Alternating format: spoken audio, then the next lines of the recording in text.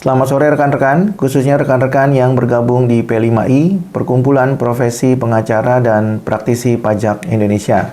Pada kesempatan hari ini kembali kami akan mengupdate salah satu trending topik yang mungkin sudah ditunggu-tunggu rekan-rekan, karena topik ini sangatlah menarik dan tentunya sangat menentukan nasib rekan-rekan ketika mengajukan upaya hukum luar biasa atas putusan pengadilan pajak kepada Mahkamah Agung.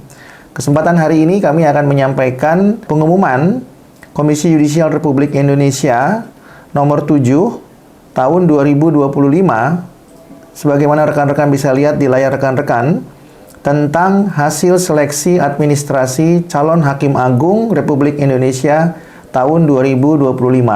Pada video sebelumnya kami sudah sampaikan bahwa Komisi Yudisial Republik Indonesia sedang melakukan seleksi calon Hakim Agung kepada permintaan Mahkamah Agung. Dan pada video ini kami akan menyampaikan calon Hakim Agung yang lolos seleksi administrasi, dan pada video ini kami akan fokus kepada calon Hakim Agung Kamartun Khusus Pajak. Kita mengetahui sama-sama bahwa permintaan Mahkamah Agung itu bukan hanya pada calon Hakim Agung Kamartun Khusus Pajak, tapi juga kamar-kamar yang lain seperti kamar pidana, kemudian kamar perdata, kemudian juga kamar agama, dan juga tidak terlewatkan yaitu kamar militer, dan yang terakhir adalah kamar tun, dan the least but not the last adalah kamar tata usaha negara khusus pajak. Hari ini kita akan kembali fokus kepada calon Hakim Agung Kamartun Khusus Pajak yang sudah lolos seleksi administrasi sebagaimana disampaikan dalam pengumuman ini. Kita akan diskusikan satu persatu dan tentunya kami akan sampaikan dulu nama-nama calon Hakim Agung Kamartun Khusus Pajak yang sudah lolos. Adapun dalam pengumuman ini ada 9 calon Hakim Agung Kamartun Khusus Pajak yang sudah lolos. Di antaranya adalah yang pertama Dr. Agus Suharsono, SH MSI MH. Beliau adalah Hakim Pengadilan Pajak. Kami akan sampaikan detailnya dan profilnya, termasuk juga dugaan pelanggaran kode etik dan pedoman perilaku hakim pada video yang terpisah. Pada saat ini kami akan sampaikan dulu nama-namanya, dan pada video yang akan datang kami akan sampaikan profilnya, juga rekam jejaknya, termasuk juga adalah dugaan pelanggaran kode etik dan pedoman perilaku hakim yang pernah dilakukan oleh yang bersangkutan ketika beracara di pengadilan pajak. Kemudian kita lanjutkan, yang kedua adalah Dr. Andre Irwanda, SE AK MBA SHMH. Beliau juga adalah Hakim Pengadilan Pajak. Yang ketiga adalah Dr. Arifin Halim, SE SHMH. Beliau adalah konsultan pajak. Jadi beliau adalah tentunya salah satu pihak yang berasal dari swasta. Sementara dua pihak yang sebelumnya saya sebutkan tadi adalah pihak dari pegawai negeri sipil. Lalu yang keempat ada Dr. Budi Nugroho, SHSE MHum. Beliau juga adalah hakim aktif pengadilan pajak. Kemudian yang kelima adalah Dr. Diana Malemita Ginting, AK SH MSI MH. Beliau adalah auditor utama Inspektorat Jenderal Kementerian Keuangan. Kemudian yang keenam ada Dr. Randa Isnaini MH BKP. Beliau juga adalah seorang konsultan pajak atau pihak yang berasal dari swasta. Kemudian yang ketujuh ada Dr. Triyono Martanto, SE AK SH MM MHum CA. Beliau juga adalah hakim aktif pengadilan pajak. Kemudian Dr. Wahyu Widodo, AK SH MSI, Kepala Subdirektorat Penyidikan Direktorat Jenderal Pajak. Dan yang terakhir, yang kesembilan adalah Profesor Dr. Yehezkiel Minggus Tiranda, SH MH PCCP dan CLA. Beliau adalah Kepala Bidang Pendaftaran, Eksistensi dan Penilaian pada Kanwil Jakarta Selatan 2, Direktorat Jenderal Pajak Kementerian Keuangan Republik Indonesia. Jadi itu nama-nama calon Hakim Agung Kamartun Khusus Pajak yang telah lulus seleksi administrasi, dan nama-nama tersebut telah juga mengikuti technical meeting dan seleksi kualitas yang dilaksanakan pada tanggal 28 sampai 30 April 2025. Dan tentunya kami masih akan menunggu hasil keputusan atau pengumuman dari Komisi Yudisial berapa orang yang akan lolos mengikuti seleksi kualitas dari 9 calon Hakim Agung Kamartun Khusus Pajak yang sudah kami sebutkan tadi.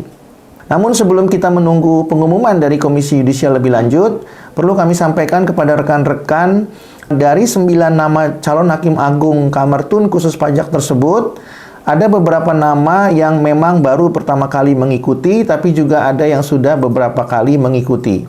Ya, contoh yang nomor 1, Dr. Agus Suharsono, SH, MSI, MH. Menurut kami ini adalah rekam jejak pertama beliau mengikuti calon seleksi Hakim Agung Kamar Tun khusus pajak. Kemudian yang kedua, Dr. Andre Irwanda, SEAK, MBA, SHMH. Ini adalah bukan yang pertama kali, menurut catatan kami ini bahkan yang mungkin kedua atau ketiga beliau mengikuti seleksi calon Hakim Agung Kamar Tun khusus pajak ini. Kemudian begitu juga nomor 3, Dr. Arifin Halim, juga bukan yang pertama kali beliau mengikuti seleksi calon Hakim Agung Kamar Tun khusus pajak. Yang keempat, Dr. Budi Nugroho, juga bukan pertama kali bagi beliau mengikuti seleksi calon Hakim Agung Kamar Tun khusus pajak. Yang kelima, Dr. Diana Malemita Ginting, juga bukan yang pertama kali beliau mengikuti seleksi calon Hakim Agung Kamar Tun khusus pajak. Kemudian yang keenam, Dr. Randa Isnaini, menurut kami juga bukan yang pertama kali beliau mengikuti seleksi calon Hakim Agung Kamar Tun khusus pajak.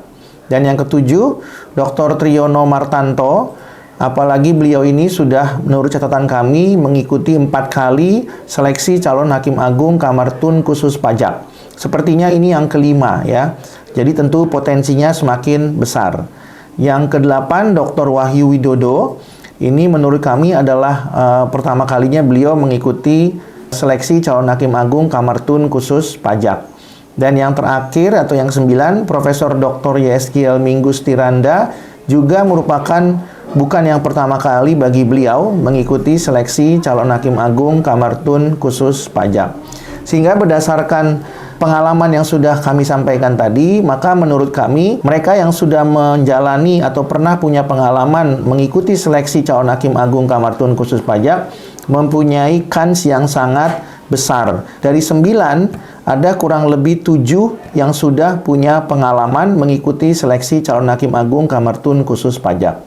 Jadi menurut kami dan prediksi kami, maka hasil pengumuman atau keputusan seleksi kualitas yang akan Komisi Yudisial Republik Indonesia sampaikan itu, menurut kami akan meluluskan 7 calon Hakim Agung Kamar Tun khusus pajak yang tentunya akan mengikuti seleksi wawancara pada tahap yang ketiga. Karena seleksi kualitas merupakan tahap yang kedua dan tahap awal atau tahap pertama adalah seleksi administrasi. Jadi akan ada kurang lebih 7 calon Hakim Agung Kamar Tun khusus pajak yang akan diloloskan dalam seleksi kualitas untuk mengikuti wawancara atau tahap 3 di Komisi Yudisial Republik Indonesia.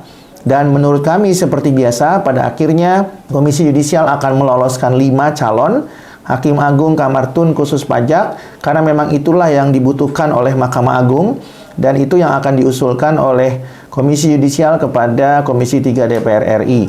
Dan tentunya terserah kepada Komisi 3 DPR RI yang akan memutus berapa jumlah yang kemudian diterima dari 5 yang akan disodorkan Komisi Yudisial Republik Indonesia.